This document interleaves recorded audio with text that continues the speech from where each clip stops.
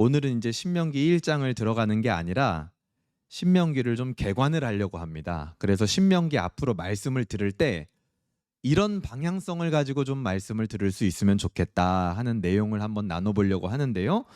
오늘 제목은 당신이 서명한 계약이라는 제목입니다. 우리 한번 따라해 볼까요? 당신이 서명한 계약. 여러분, 이 신명기는요, 모세가 성경에서 기록한 5권의 책이라고 불리우는 책들 중에 가장 마지막 책이고, 그 마지막 책인 만큼 그야말로 모세의 모든 경험이 담겨 있는 이 모세의 경험의 정수라고 이야기를 할 수가 있습니다.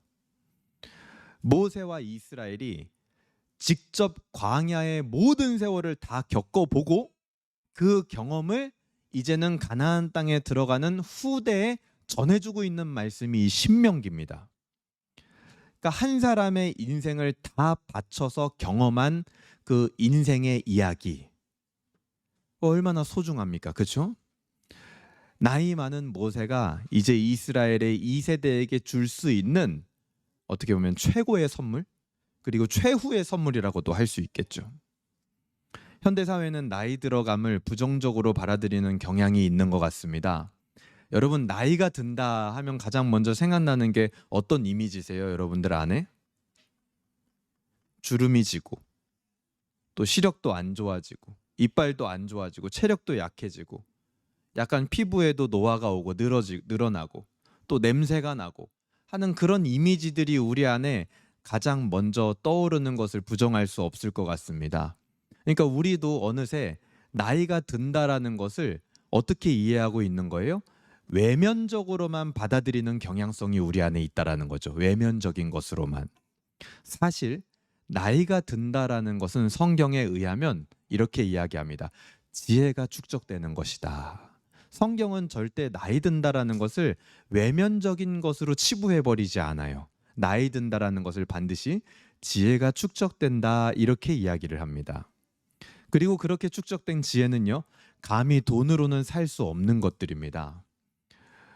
우리의 나이듦, 나 스스로가 나이 들어가는 거, 그리고 우리가 나이 든 자를 대하는 그 인식이 이 성경과 같기를 주님의 이름으로 소망합니다.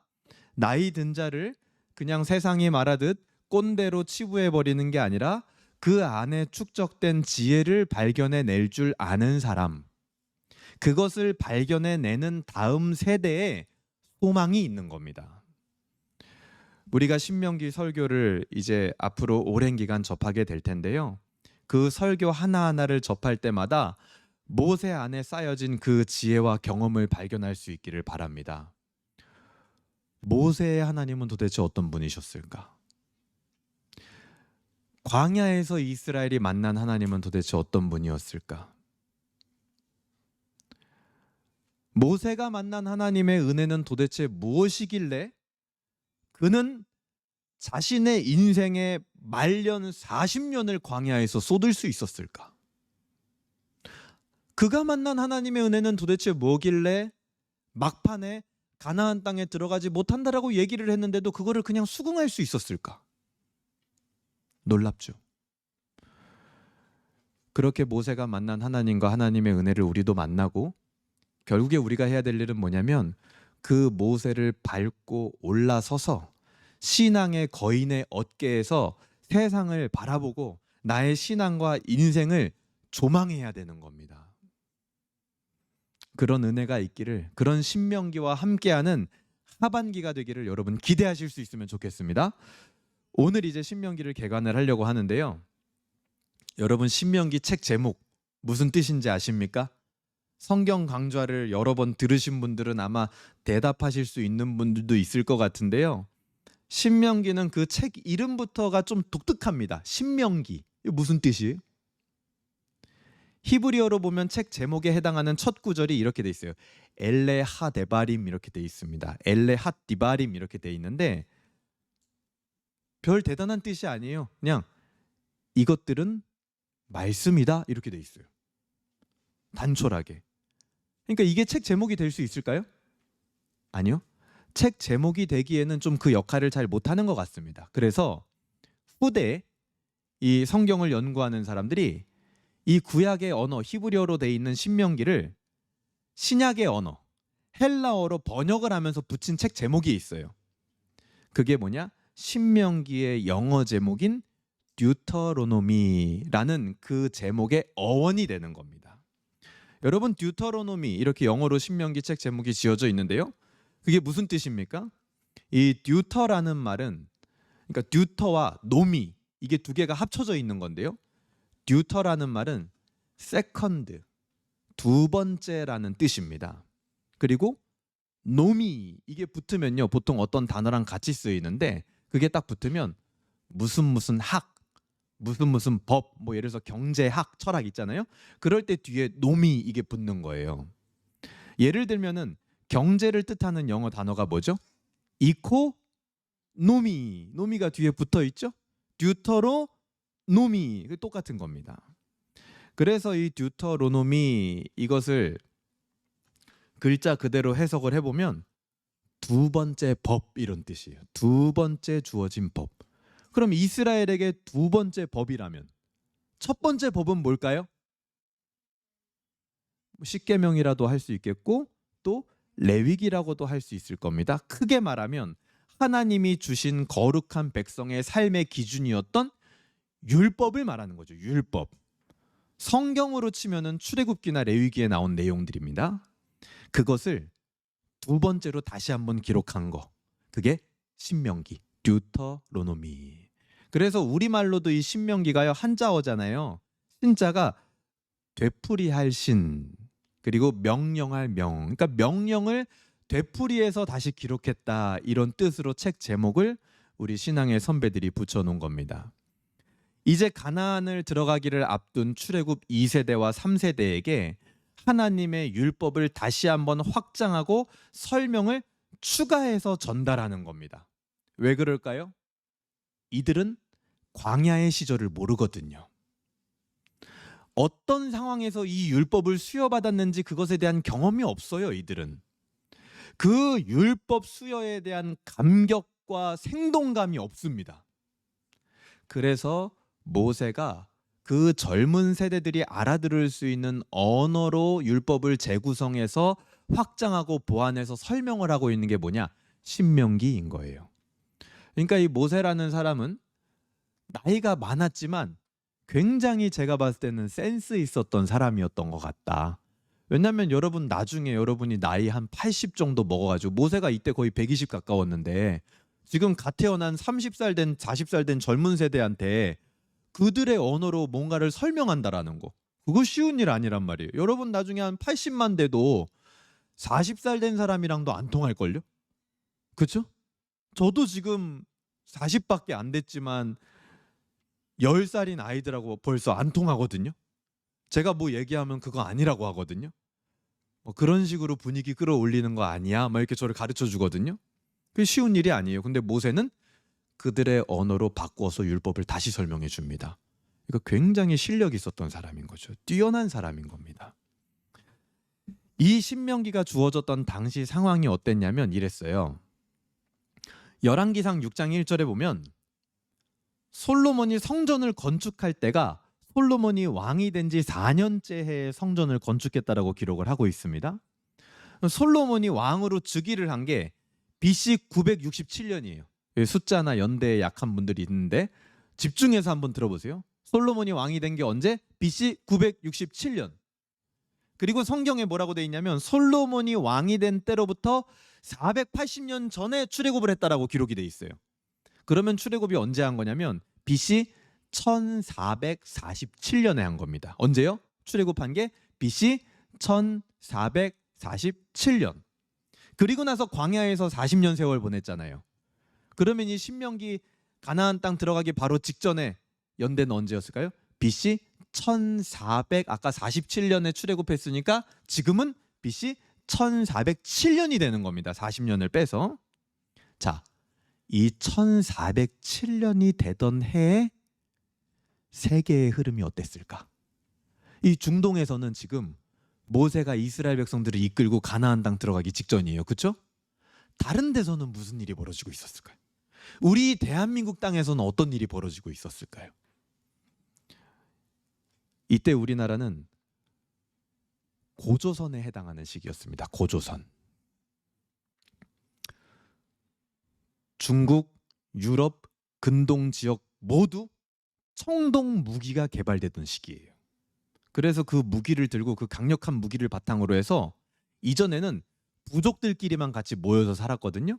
근데 이제 무기가 강력해지다 보니까 부족과 부족이 연합한 큰 국가 단위의 개념들이 생겨나고 있던 시기가 이때의 세계사입니다. 이스라엘이 애굽에 처음 들어간 건 언제였냐? 야곱 때였습니다. 여러분, 창세기 말미에. 그때는 요셉이 총리였고 그 덕분에 이스라엘은 애굽에 아주 호의적인 대우를 받을 때였습니다. 하지만 그 기간이 지나고 나서 이스라엘은요, 애굽의 하부 지역을 새롭게 점령한 이 셈족 계열의 힉소스족이라는 족속들이 있었어요. 그 힉소스족이 애굽의 하부 지역을 점령을 했거든요. 그때 이스라엘이 거기에 머물고 있었기 때문에 이 애굽 사람들의 통치를 받기보다는 요셉 이후에는 힉소스족의 통치를 받았다라고 기록이 돼 있습니다. 근데 이 힉소스족이 셈족 계열이라고 말씀드렸잖아요. 근데 이스라엘 백성들도 셈족 계열이거든요. 그래서 이들의 외모나 문화가 좀 겹쳐요. 그래서 서로 거부감이 있다 없다? 별로 없어요. 그래서 관계가 어땠을까요? 좋았겠죠. 막 그때는 노예 상황이 아니에요. 관계가 좋았어요. 근데 문제가 뭐냐? 그 뒤에 그 위에 있는 원래 본토 애굽에 새로운 왕조가 등장을 하는데 이 왕조가 굉장히 터프한 왕조였던 거예요. 전쟁을 즐겨하고 정복하는 왕조였던 겁니다. 그래서 애굽 남부에 있는 이 힉소스족을 가만히 두고 보질 못해요. 그래서 얘네들을 쫓아내야겠다 해가지고 힉소스족을 멸절을 시켜버립니다. 그리고 애굽 전역을 통일을 하고 통치를 하게 되는데 그때 힉소스족과 가깝게 지냈던 이스라엘에게 그 힉소스족을 향했던 감정이 그대로 똑같이 향해요. 그래서 그때부터 이스라엘의 고된 세월이 시작이 됩니다. 그게 출애굽기 1장 8절에 보면 요셉을 알지 못하는 새 왕이 일어나 애굽을 다스리니, 이 한 절 안에 담겨져 있는 역사입니다. 그게. 그래서 이 새로운 왕조의 핍박이 날로 심해져 가지고 나중에는 어떻게 됐죠? 모세가 태어날 때쯤에는 이스라엘의 남자 아이들을 다 죽여라, 막 그럴 정도로 핍박이 심해졌습니다. 외부로도 활발하게 정복 전쟁을 했어요. 지금 이스라엘이 향하고 있는 가나안 지역, 그 가나안 지역의 서편을 트랜스 요르단 지역이라고 하거든요. 애굽에서 그쪽 지역까지 전쟁을 18번이나 보냈대요. 군사 원정을. 그러니까 엄청나게 세력을 확장하고 있었던 왕조였던 거죠. 그런데 한참 그렇게 세력을 막 불리고 있는데 그때 무슨 일이 있었냐? 애굽 내부 가장 그 중심지에서 하나님의 출애굽이 시작이 된 거예요. 그 10가지 재앙 중에 마지막 재앙이 뭐였죠? 장자 죽음의 재앙을 애굽이 정면으로 맞게 된 겁니다. 그 재앙 이후에 애굽의 사기가 완전히 꺾여 버려요. 그래서 완전히 기세가 꺾인 애굽이 더 이상 애굽 밖으로 나아가는 이스라엘을 쫓지 않게 되었고, 앞으로 이 세계사의 역사 가운데 수백 년 동안, 아주 오랜 시간 동안 가나안 지역까지 진출할 동력을 완전히 다 잃어버리게 됩니다. 그래서 이스라엘 백성들이 이 가나안 땅 들어갈 때 뒤에 있는 애굽을 신경 쓰지 않게 되는 배경이 되는 거예요. 뒤에 그 강력한 애굽이 있는데도 어떻게 신경 안 쓰고 가나안 땅만 보고 갈 수 있느냐? 하나님이 다 처리하신 겁니다. 완전히 꺾여버렸어요. 그런데 그 뒤만 문제였냐? 뒤만 문제가 아니에요. 그들이 들어가는 가나안 땅에는 벌써 청동 무기가 개발되어 있었고 문명이 점점 발전하고 그 문명이 정점에 달하던 시기였습니다. 그런 민족들과 국가들과 이스라엘을 비교를 하면요, 이스라엘은 그냥 떠돌이 유목민이에요. 아무것도 없는 존재들입니다. 그때 하나님이 이스라엘에게 주신 무기가 있습니다. 그 발달한 국가들 사이에 들어가는 이스라엘에게 하나님이 주신 것은 그 국가들과 같은 화려함이 아니라 고도로 발달한 영적 구조를 가진 율법을 주신 거예요. 너희는 그거 들고 가라. 그거 하나 들고 가면 그들과 대적할 수 있을 것이다. 그리고 지지 않을 것이다. 그 무기 하나, 율법 하나 들고 들어가는 거예요. 이게 바로 이스라엘과 여러 나라들의 차별점이었습니다. 세상이 군사력으로 일어날 때, 청동무기 들고 일어날 때 이스라엘은 하나님의 법, 말씀으로 세워지는 나라가 되어가고 있었던 거예요. 나중에 사무엘서에 가보면 이스라엘의 장로들이 사무엘에게 우리도 이방 나라처럼 왕을 세워주십시오라고 요청을 하잖아요. 그때 마찬가지. 그때도 똑같아요. 왜 이방 나라들처럼 왕을 세워달라고 하냐면 그때 이스라엘의 무기가 비로소 청동 무기를 갖추게 됩니다. 이스라엘이 청동 무기 갖추니까 이방 나라들은 무슨 무기 들고 왔어요? 철 무기 들고 왔어요. 그러니까 그걸로는 도저히 경쟁이 안 되는 거예요. 그래서 우리도 세상처럼 강한 국방력을 줄 수 있는 이 이방 왕이 있어서 그런 것 같은데 우리도 그런 왕을 세워달라고 요구를 하는 거거든요. 그때 이스라엘이 붙들어야 됐던 건 뭘까요?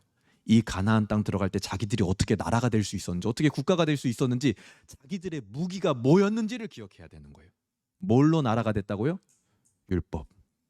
말씀으로 국가가 돼버린 거예요. 이들은 가장 강력한 무기였던 겁니다. 그래서 출애굽 2세대에게 구체적으로 이 신명기라는 거는 그 무엇보다도 강력한 무기인 겁니다. 우리도 마찬가지예요. 지금 이곳에서 신앙의 시즌2, 우리 온사랑교회의 시즌2가 이제 공간도 넓어지고 막 이렇게 좋은 세월을 이제 보내게 될 것 같은데 우리에게도 가장 강력한 무기는 뭐가 돼야 되냐? 말씀. 더 구체적으로는 신명기. 이것이야말로 우리 신이 내려준 무기다. 신의 병기다. 하나님의 말씀. 그것을 우리는 무기로 삼고 있는가 날마다 돌아봐야 되는 겁니다. 제가 요즘 계속 묵상하십시오. 이제 공식적으로 선포합니다. 요 다음 주부터는 일주일 동안 묵상 한 번도, 물론 여러분 개인적으로 했겠지만 그거를 카톡방에 공유하지 않는다. 토요일 날 몰아서 제가 전화할 겁니다. 그리고 또 한 가지. 분명히 이 사람은 와서 기도해야 될 사람인데 왜 기도의 자리에 오지 않을까? 토요일 날 제가 몰아서 다 전화를 하겠습니다. 이 말은 뭐예요? 압박을 할 겁니다. 왜요? 무기를 지금 놓고 살고 있는 거거든요. 그 사람은 지금. 그러면 안 돼요. 그러면 다 죽는 거예요. 저는 우리 중에 있는 어떤 한 사람도 무기 놓고 전쟁터로 나가는 거 원하지 않습니다. 저는 그것을 허용하는 지휘관이 되고 싶지도 않아요. 적어도 전쟁에 내보내려면 총칼은 쥐어주고 가서 싸우라고 해야 될 거 아닙니까? 총도 없이 앞사람 죽으면 그 총알 주워가지고 네가 총 쏴? 그게 지금 지휘관의 역할이 아니죠. 우리는 무엇을 우리의 무기로 삼고 있습니까? 세상의 그 청동 무기가 부러워서 하나님의 말씀이라는 그 신의 무기를 버리는 모습은 혹시 우리에게 없습니까? 신명기의 구조는 처음부터 끝까지 이렇게 구조 전체 내용을 살펴보면 고대 근동의 종주권 조약의 문서와 그 내용이 일치합니다. 이 종주권 조약이라는 건 뭐냐면 강력한 왕과 약한 왕이 서로 종주권, 군신의 언약, 내가 왕이 되고 너는 신하가 된다라는 그 언약을 맺는 게 종주권 조약입니다. 근데 신명기가 그 종주권 조약의 문서와 내용이 그대로 형식이 일치해요. 보통 종주권 조약은 이렇게 진행이 됩니다. 먼저 전문이 나와요. 서문이 나옵니다. 그리고 나서 두 번째가 역사적인 프롤로그가 나옵니다. 어떻게 이 둘 왕이 만나게 됐는지. 신명기도요, 모세가 앞에 있었던 모든 일들을 처음에 정리를 해요. 그리고 나서는 일반 조항, 구체적 조항이 나오고 마지막에 나오는 게 뭐냐? 복과 저주가 나와요. 종주권 조약에. 그리고 나서 맨 마지막에 이것들을 다 확증시켜주는 증인이 구성이 됩니다. 근데 신명기 순서가 이것과 똑같이 흘러갑니다. 완벽하게 일치해요. 즉 신명기는 이 구조를 통해서 우리에게 무엇을 말하고 있는 겁니까? 너와 하나님, 이스라엘과 하나님이 맺은 언약은 그냥 친구들끼리 맺은 약속이 아니고 왕과 신하 사이에 맺은 종주권에 대한 조약이다. 그 정도로 이거는 무거운 것이고 심각한 것이다. 그거를 우리에게 이야기해 주는 겁니다. 그러면서 신명기 내용 전체가 그 종주권 조약을 기반으로 해서 세 가지를 강조하는데요. 첫 번째는 너희가 조약을 맺는 위대한 왕 하나님이 누군지를 알려줍니다. 그 왕은 이스라엘과 언약을 맺은 왕이다. 온 세상을 창조했지만 이스라엘과 언약을 맺었다라는 것 자체가 뭐예요? 자기 자신을 상당히 제한하는 행위입니다. 예를 들어서 왕이요, 어떤 사람을, 어떤 장수를 신하로 받아들임으로 인해서 무조건 이득이 되는 경우만 있는 건 아니에요. 때로는 어떤 신하를, 장수를 품음으로 인해서 왕에게 상당한 리스크가 가해지는 경우도 있습니다. 저 사람을 내가 받아들임으로 말미암아 나머지 주변 국가들과 등을 져야 되는 경우도 있는 거죠. 리스크가 있는 경우도 있는 겁니다. 하나님이 이스라엘과 조약을 맺은 것이 그런 거예요. 이스라엘을 품음으로 말미암아 하나님 스스로가 자신을 제한하는 거예요. 온 세상을 창조했지만 그만큼 하나님은 너희가 언약 맺은 그 왕은 이스라엘과 함께하고 싶은 분이다. 그게 신명기 전체에 나타나는 분위기입니다. 신명기는 특이하게 하나님을 묘사할 때요, 인간의 신체 부위로 많이 묘사를 합니다. 이런 표현이 많이 나와요. 하나님의 손, 하나님의 강한 팔, 하나님의 입, 하나님의 얼굴, 하나님의 눈, 그리고 심지어 하나님을 걷는 분으로, 무언가를 쓰는 분으로, 무언가를 막 타시는 분으로 신명기가 묘사를 하거든요. 그만큼 모세가 말해주고 싶은 거예요. 우리의 왕, 우리가 조약 맺은 그 하나님은 우리와 그렇게 친밀한 분이다. 우리와 가까워지고 싶어 하시는 분이다. 그 심정을 모세가 전달하는 거죠. 형태는 종주권 조약이지만 우리가 생각하는 그런 세상 왕이 아니다. 종속자들과 함께하는 왕, 종속자들을 구원해내는 왕, 종속자들을 위해서 자신이 일하고 자신이 책임지는 왕, 종속자들과의 약속을 종속자가 지키는 게 아니라 자신이 지켜버리는 왕, 종속자들을 위하여 자신의 능력을 가감없이 쓰시는 왕, 강제로 종속자들을 움직이는 게 아니라 자신의 열심으로 종속자들의 의지를 움직이시는 인격적인 왕, 그런 분으로 신명기는 우리에게 하나님을 소개합니다. 그리고 두 번째는 이 종주권 조약의 신하에 해당하는 인간, 그 인간이 이 조약에 함께했다면 어떠해야 하는지 신명기에서 쫙 묘사를 하는데요. 그게 가장 잘 드러나는 사람이 있는데 그게 바로 모세입니다. 모세. 여러분, 모세는 지금 자신의 죽음을 앞두고 신명기를 기록하고 있는 겁니다. 모세는 마지막 죽기 직전까지 자기에게 맡겨진 일에 충성을 다하고 있는 거예요. 심지어 가나안에 들어갈 수 없었지만 모든 힘을 다해서 마지막까지 충성하는 겁니다. 그 충성된 모세의 심경과 마음이 신명기에 잘 녹아 있는데요. 여러분, 이 모세의 인생을 한번 생각해 보세요. 모세의 인생은 아이러니하게도 하나님께 부름받는 그 순간부터 고달파졌습니다. 그렇죠? 차라리 왕궁에서 왕자로 지내던가, 아니면 그것도 안 되면 광야에서 양떼를 치면서 장인 이드로와 아내 십보라와 함께 그냥 여생을 마무리했으면 어땠을까요? 평안했겠죠. 원망도 고생도 없었을 겁니다. 가나안 땅에 들어가지 못한다라는 그 허무함도 겪지 않았을 거예요. 그냥 그렇게 살았으면. 그의 인생은 마치 잘 깎아놓은 연필처럼 깔끔했을 겁니다. 자동차 매장에 가면은 진열되어져 있는 자동차들처럼 멋져 보였을 거예요. 광택이 나고. 하지만 여러분, 연필이요, 뭉툭해지도록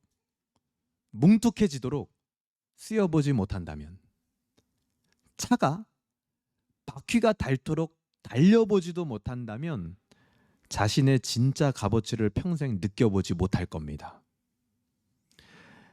그러니까 우리의 자아와 존재는요, 아끼는 데서 건강하게 형성되는 게 아니에요. 내 자아와 존재를 막 아껴야지, 그런다고 해서 우리가 건강하게 자아와 존재가 형성되느냐? 아닙니다. 올바르게 사용되어져야만 건강한 자아와 존재가 비로소 형성될 수 있는 거예요. 영화 토이스토리 2에 보면요, 뽑히지 못한 장난감들의 이야기가 나옵니다. 초록색 외계인 인형인데요. 눈이 3개가 달렸어요. 걔네들은 그 뽑기 기계 속에서 그 집게가 와서 자기를 잡아주기만을 평생을 기다리고 있어요. 그리고 다른 장난감들도 마찬가지입니다. 여러분, 그 쓰이지 않는 그 장난감들의 심정을 아십니까? 알 수가 없죠. 우리가 장난감이 아닌데. 오늘 예배 마치고 토이스토리 2 OST 사랑을 받을 때라는 OST가 있어요. 그걸 한번 들어보세요. 그 장난감들이 주인인 어린아이가 가지고 놀 때의 그 심정, 그런데 이제 나이가 들어 버려졌을 때의 그 심정이 무엇인지 정말 잘 표현해 놨습니다. 여러분, 우리가 불안한 이유도 대부분의 원인은 나를 너무 가만히 두기 때문이에요. 그렇다고 채찍질하면서 살아야 된다는 소리는 아닙니다. 다만 내가 있어야 될 곳, 내가 쓰여야 할 곳, 그곳에 나를 둬야 된단 말이에요. 말씀을 묵상하는 자리, 기도하는 자리, 예배하는 자리, 최소한 거기에 나를 두고 나를 자꾸만 써야 돼요. 그렇게. 여러분, 모세는 그렇게 평생을 산 겁니다. 그는 닳고 닳았어요. 뭉툭한 연필처럼 못생겨졌습니다. 자동차로 치면은 바퀴는 너덜너덜해지고 먼지가 많이 쌓였어요. 광야를 지나오느라. 그는 그야말로 이렇게 표현하고 싶어요. 하나님께 착취당했습니다. 시급도 안 나오는 인생이에요. 보람도 없습니다. 가나안 땅도 못 들어갔어요. 심지어. 아니, 적어도 가나안 땅은 들어가서 그 젖과 꿀이 흐르는 땅은 보게 해줘야 될 거 아닙니까? 그것도 못 봤어요. 심지어. 하지만 그것은 그냥 착취가 아니라 거룩한 착취였습니다. 그 시간들을 통해서 모세는 하나님을 맛보았고 거기서만 나오는 열정과 기쁨과 만족을 배웠습니다. 그거는 모세만 아는 거예요. 아무도 몰라요. 우리 알까요? 우리도 몰라요. 모세만 알아요. 여러분, 생각해 보십시오. 하나님께 쓰임받은 인물 중에 이 거룩한 착취를 당하지 않은 인물이 있었습니까? 아무도 없었어요. 성경의 모든 인물과 역사를 다 뒤져보세요. 하나님께 쓰임받은 모든 인물은 하나님께 이 거룩한 착취를 당했습니다. 그러면서도 그들은 기뻐했어요. 그 맛을 알았어요. 그러니까 이건 모세의 개인의 이야기가 아닙니다. 신명기가 보여주는 종주권 조약의 신하에 해당하는 이스라엘의 이야기인 것이고 하나님의 자녀인 우리에게도 확대가 돼야 되는 이야기라는 거예요. 이스라엘은 무기나 군대 모두 부족했지만 가나안에서 국가가 됐습니다. 그들은 하나님의 말씀을 들고 세상과 다른 방식으로 나라가 됐어요. 이스라엘의 나라가 되었다. 그 의미가 뭡니까? 이제 하나님께 거룩한 착취를 당하고 하나님께 닳도록 쓰임받을 국가가 탄생한 거예요. 이 지구상에. 엄청난 거죠. 그게 바로 오늘날 교회의 이야기입니다. 교회는 하나님 앞에 닳도록 쓰임받아야 되는 거예요. 우리는 지금까지 신앙생활 하면서 교회로 사는 것이 무엇인지 굉장히 많이 듣고 배웠습니다. 이론을 배운 거죠.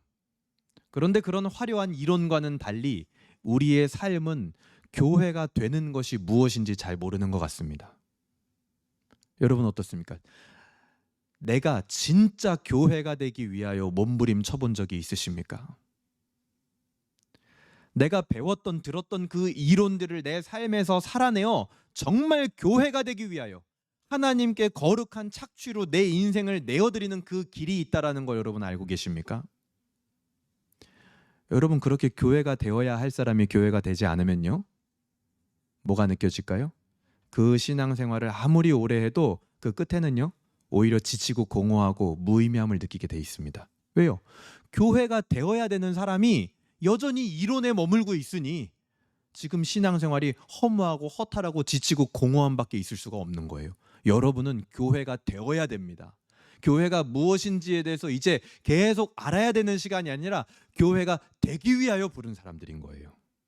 나를 교회로 세워야 되는 겁니다. 그래서 교회를 세운다라는 것은 목사 혼자 하는 일이 아니에요. 다 함께 하는 일입니다. 우리 모두에게 주어진 사명인 거예요. 당신이 우울하면 교회가 우울한 겁니다. 여러분이 분노하면 교회가 분노하는 거예요. 여러분이 거룩하면 교회가 거룩한 겁니다. 여러분이 기쁘면 교회가 기쁜 거예요. 하나님께 쓰이는 닳고 닳는 교회가 되어라. 그 기쁨과 만족을 누려봐라.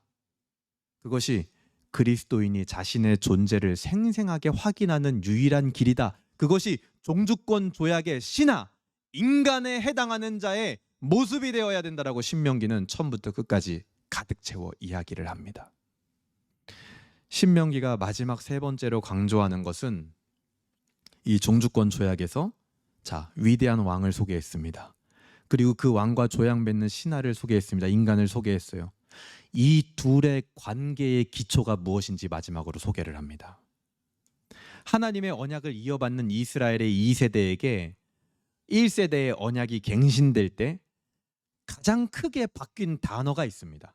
새롭게 등장하는 단어가 있어요. 여러분 성경 뒤져보세요. 이 신명기 와서 처음 등장하는 성경의 단어, 성경에서 정말 중요한 단어인데 처음 등장하는 단어가 있습니다.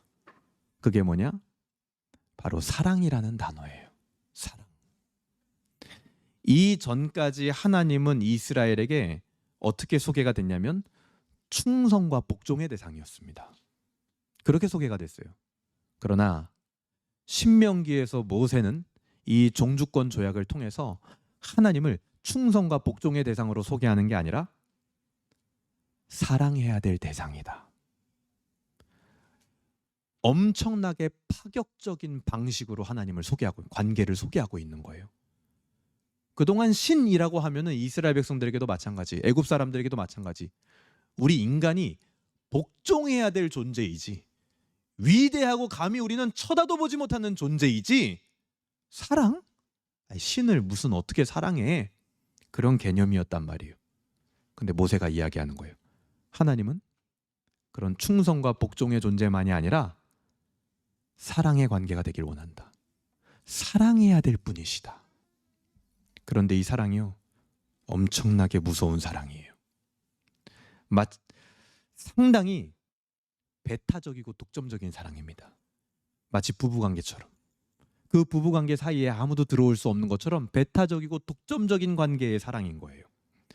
하나님과 경쟁하는 신이 이스라엘 안에 결코 있는 것을 하나님은 용납하지 못합니다.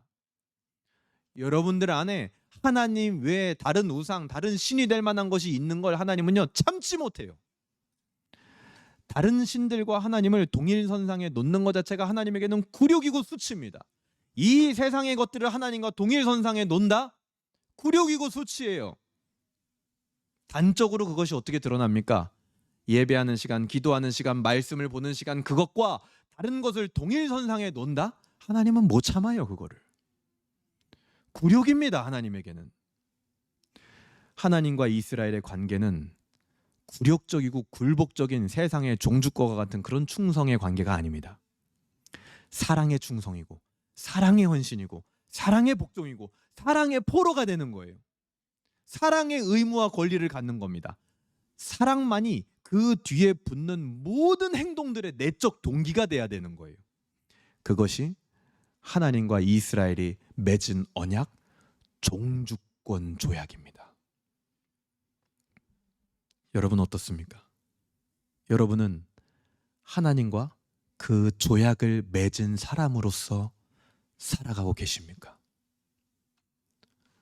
이 세상에서 우리가 흔히 만나는 보통의 계약은요, 상호간의 이익이 끝나면 어떻게 됩니까? 파기가 되는 거예요. 끝나는 겁니다. 우리는 그런 계약 관계에 익숙한 것 같아요. 사랑에도 상호 조건이 있어야 되고 그 조건이 충족되지 않으면 관계를 지속하기 어려워합니다. 지난 시간에 이 결혼 관계에도 그런 것들이 스며들어 있다는 것을 많이 나눴습니다. 부부 사이에도요, 상호 간에 이 조건이 충족되지 않으면 관계를 지속하기 어려워해요. 우리 안에 그런 조건적 계약의 사랑, 그런 뉘앙스들이 많이 침투해 있는 거죠. 때로 하나님과의 관계에 있어서도 우리는 조건을 겁니다. 내 인생이 이렇게 됐을 때랑 저렇게 됐을 때 하나님을 대하는 태도가 좀 달라요. 하나님과의 관계도 조건적으로 가져가는 우리의 습성이 있다라는 거죠. 그러니 사람과 세상과 관계할 때는 오죽할까요? 하나님 앞에서도 그러는데. 여러분 어떻습니까? 그런 조건적 계약 관계에 익숙한 내 모습은 없었습니까? 하지만 오늘 우리가 살펴본 이 종주권 조약은 하나님의 언약은 전혀 조건적이지 않습니다. 조건이 있다면 무조건이 유일한 조건이에요. 신명기의 종주권 조약은 오늘 이 시대까지도 아직 끝나지 않았습니다. 하나님은 이미 그 조약과 언약에 서명했지만 인간은 준비가 되지 않았던 거예요. 서명할까 말까 조건을 따지며 머뭇거리는 겁니다. 하나님이 하는 거 봐서, 우리 인생에 시간 있는 거 봐서, 내가 쓸 시간 먼저 다 확보되는 거 봐서 하나님과의 언약 관계를 그제서야 맨 뒤에 신경을 쓴단 말이에요. 서명을 못하고 있는 거죠. 그래서 그 종주권 조약에 마침표를 찍기 위해 오신 분이 있습니다. 머뭇거리는 우리 대신 자신의 피로써 그 언약에 마침표를 찍으신 분. 예수님은 하나님의 언약이 결코 조건적이 아님을 몸소 보여주셨습니다. 그런 식으로 조건을 걸면서 하나님과 관계 맺는 것이 아님을 알려주셨어요. 하나님의 언약은 조건적인 게 아니라 하나님이 먼저 자신의 전부를 거신 무조건적인 헌신이었습니다. 그 일은 십자가 위에서 참혹하게 실제로 벌어졌어요. 계산 다 해가지고 먼저 해야 될 일 먼저 다 하고 그 다음에 나중에서야 벌어진 일이 아니었단 말입니다. 그런데 우리 머릿속에는, 마음속에는 그런 조건적 생각과 계산을 들고 십자가 앞에 서 있다. 너무나도 부끄러운 일인 거죠. 조건적 사랑, 조건적 계약, 그것과 대비되는 거, 그게 바로 복음입니다. 복음. 여러분, 우리가 이 말씀, 오늘의 말씀이 신명기 개관을 앞으로 어떻게 적용하며 이 신명기 말씀을 들어야 될까요? 우리가 이 계약에 서명한 자로 사는 거, 그게 우리의 적용이 돼야 됩니다. 나귀를 타고 오셨지만, 겸손하게 오셨지만, 낮은 모습으로 오셨지만, 이 세상의 모든 죄와 싸워 승리하신 분, 그분이 우리와 조약을 맺은 왕이기 때문에 우리는 세상의 가장 강력한 무기인 사망과 죽음 앞에서도 뭐라고 말할 수 있는 거예요? 사망아, 너의 쏘는 것이 어디 있냐? 마음껏 나에게 쏴봐라. 죽음아, 고난아, 너의 쏘는 거 나한테 다 쏴봐라. 당당할 수 있는 거예요. 왜? 우리 왕이 그걸 다 이겼으니까요. 여러분, 우리에게 주어진 신의 병기, 신의 무기, 그 말씀을 매일 갈고 닦으시길 바랍니다. 그 일에서만큼은 절대 타협이 없는 여러분 되시길 바라요. 두 번째, 어떻게 적용할 수 있을까요? 우리의 충성과 우리의 거룩한 착취와 헌신은 예수님 안에서 비로소 열매가 됩니다. 내가 교회가 된다라는 게 뭡니까? 예수님의 몸, 예수님과 하나 된다라는 거예요. 그렇기 때문에 그건 착취가 아닙니다. 거룩하고 황홀한 일인 거죠. 내가 그 안에, 그가 내 안에 거할 때 우리는 무슨 일이든지 할 수 있다라고 성경은 얘기합니다. 내가요? 그런 교회가 되기 위하여 정말 몸부림치는 삶을 살고 있지 않는다면 우리는 여전히 교회를 구경하는 구경꾼의 자리에 머물고 있는 겁니다. 마지막 세 번째, 예수님이 완성한 종주권 조약은 그 어떤 사망이나 기근이나 핍박이나 강력한 권세가 와도 1도 훼손되지 않습니다. 그런 관계로 우리와 자신을 묶으신 거예요. 밧줄로 꽁꽁 묶어버렸어요. 그 종주권 조약이 우리 안에 날마다 갱신돼야겠습니다. 항상 새로움으로 다가와야 돼요. 전에 말씀드린 적 있죠? 영국의 설교의 황태자라고 불렸던 찰스 스펄전 목사님이 어느 날 주일 아침에 자신의 서재에서 펑펑 울고 있는 거예요. 그래서 그 비서가 와서 목사님 왜 이렇게 울으십니까? 무슨 일이 있으세요? 그 목사님이 우울증이 있었거든요. 되게 오랜 기간 심각한 우울증. 그 상태로 평생 목회를 했어요. 그러니까 또 우울증이 도졌나? 약 먹을 때가 됐나? 뭐 생각을 했겠죠. 근데 그 찰스 스펄전 목사님이 하는 말이 오늘 아침에 내가 십자가를 생각했는데 내 안에 아무런 감격이 없다. 십자가에 달리신 예수님을 내 마음에 떠올렸음에도 불구하고 눈물 한 방울 나오지 않더라. 그런 나의 모습이 너무나 비참하고 그런 상태로 수천 명 앞에 강단에 서야 된다는 것이 나는 너무 무섭다. 그것 때문에 막 울고 있었다라는 거예요. 여러분, 우리 안에도 마찬가지입니다. 그 목사님이 대단한 분이니까 그분은 그럴 수 있지. 그게 아니에요. 그분도 교회고 우리도 교회입니다. 우리 안에 이 조약, 이 언약은요, 날마다 갱신돼야 돼요. 날마다 새로워져야 됩니다. 날마다 내 안에 있는 복음을 재발견해야 돼요. 그것이 묻혀 있다면 땅에서 파 끄집어내야 되는 겁니다. 그게 우리의 세 번째 적용이 돼야겠습니다. 말씀을 정리하겠습니다. 바울은요, 빌립보서 3장 12절에서 원어로 보면 이렇게 이야기했습니다.